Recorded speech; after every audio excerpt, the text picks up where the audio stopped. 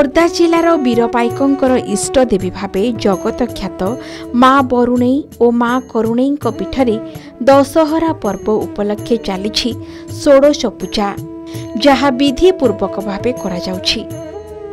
मूलाष्टमी ठारू माँकर चलंती प्रतिमा को स्थापन करा जाय आवाहन करा जाय। माँ बरुणेई और माँ करुणेई निकटरे राज्य तथा राज्य बाहरु श्रद्धालु माने आसी नवरात्र रे स्वतंत्र पूजा करिथांती।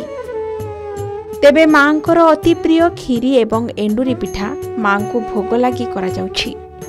गतकाली माँकर एकादशी पूजा पालन करा जायथिला। माँ पाखरे प्रथम पूजारे पिठा भोग लागिछि।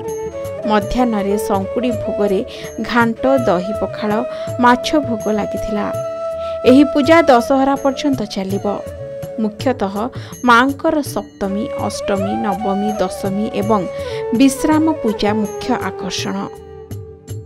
माँकर ये जगह बरुणेई होची गोटे बहुत प्रसिद्ध पीठ और माँकर एठी विभिन्न प्रकार पूजा हुए किंतु सबुठु प्रसिद्ध पूजा होची दशहरा। वर्तमान माँकर 16 पूजा चली।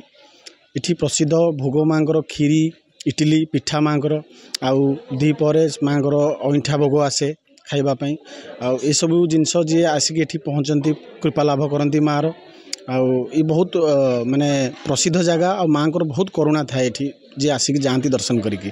माँ बरुणेई करुणेई हेले आमर मुकुंददेव महाराज इष्ट देवी माँ बरुणेई करुणेई आ माँकर 16 पूजा आरंभ हो गले।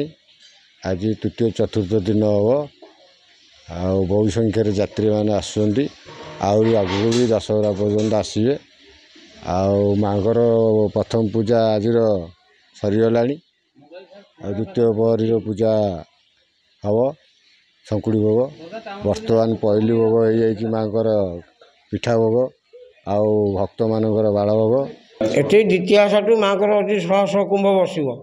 ये ठाकुराणी प्रसिद्ध सबुदिन आसिले आम आसिले ये बासीघर ओलियाली कर ठाकुराणी पाखे ठाकुराणी स्नान करेंगे। कुंभ बसी कुंभ स्नान करेंगे। महावीर महादेव स्नान करेंगे। स्नान कर माँ को पिठा खीरी भोग है प्रसिद्ध भोग। आठी माँ को सहस्र कुंभ चलती आज आज आज की है 5-6 दिन बर्तमान पूजा आरंभ हो गला।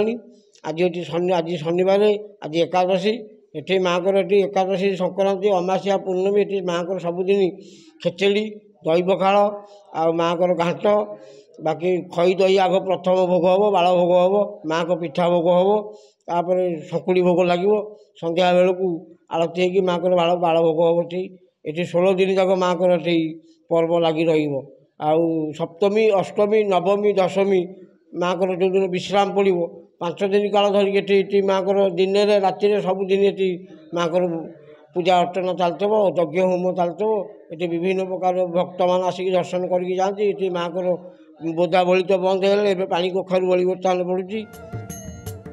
शारदीय दुर्गा पूजा पाई चलचंचल देवी पीठ आरंभ हो जाइछि। षोडश उपचार पूजा विधि सहस्र कुंभाभिषेक सह घट स्थापन करा जाइछि। खोर्धा जिलार प्रतिष्ठित देवी माँ बरुणेई पीठरे भी षोडश पूजा आरंभ होइथिबा बेले धीरे धीरे लोकंकर गहली जमुथिबार देखिबाकु मिलुछि। खोर्धारू प्रशांत कुमार साहू रिपोर्ट के न्यूज ओडिशा।